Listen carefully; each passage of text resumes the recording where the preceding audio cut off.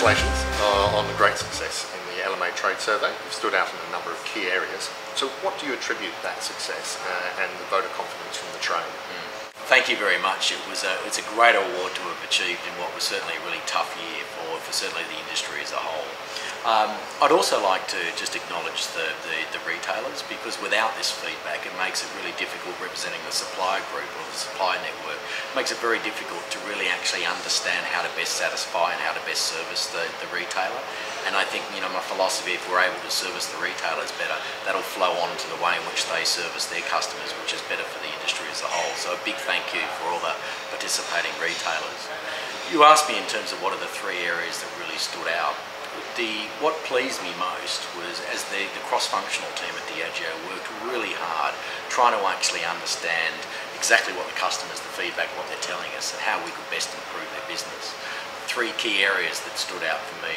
The first one is how we could better understand their strategies and how we could better understand what the deliverables they were after within the year.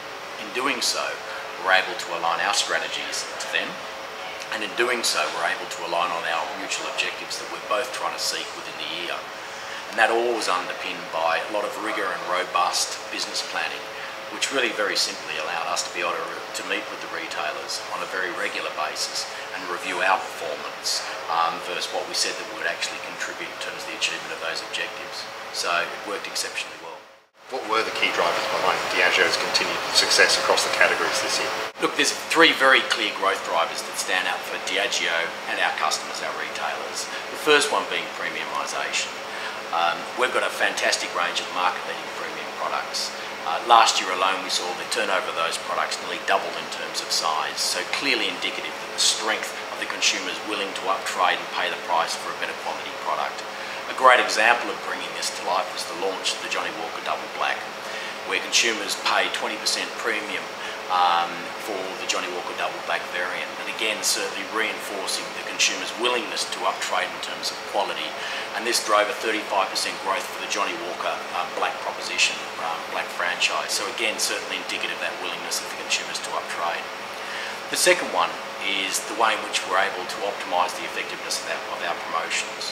Within both RTD and spirits, there's a heavy reliance upon promotions. So the way in which we're able to improve and optimise the performance of our promotions, focus on the ones that drive a better growth for the overall category, better profitability for both us and our retailers, is certainly an opportunity for continued growth and continued focus within our business. And the third key one is innovation, and by far the biggest growth driver of all. Diageo contributed close to 75% of the overall incremental growth to our business, and I think that's probably very relevant for the category as a whole. Again, using an example to illustrate this was the launch of the Smirnoff Signature Serves. Here we're able to tap into the consumer in-home entertaining, coupled with a very convenient format. And it's a product we're very excited about, because in a little over a year it's developed a new category, the ready-to-serve category, now generating close to over $90 million in turnover. It's something we're very proud of because we represent about 90% of, so a great example of the strength of innovation.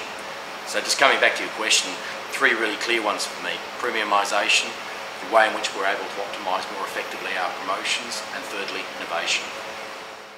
So you've done exceptionally well. 2011, we look forward to 2012. Everyone likes to look at the person on top of the pile and do their best. Where to here from Diageo? How do you keep top spot, and how do you implement any changes across your go-to-market strategy? Yeah, look, 2011, fantastic result, and as I said, in the context of a very challenging year. As I mentioned earlier on, this is not just a one-year program for Diageo. This is part of a continual development and improvement program that we will focus on this coming year, next year, and for many years on. And really at the heart of this, what really pleased me most, it was very much a two-way, very much a joint effort between us and our retailers, really getting into the heart of the best way in which we're able to service our retailers. So for next year in particular, we will certainly again be focusing on how can we better understand the consumer, the shopper, and our retailers' business, and the way we can actually best service them and best bring the opportunities to the market. We will certainly invest behind our market-leading portfolio, and as I mentioned, the importance of innovation, we'll certainly be focusing a lot in terms of bringing consumer-relevant innovation to the marketplace to improve and grow the overall category. So big year ahead for next year, but again working off a very strong base. And again, I thank all the retailers for their support in certainly working with us to improve the way in which we work together. So thank you.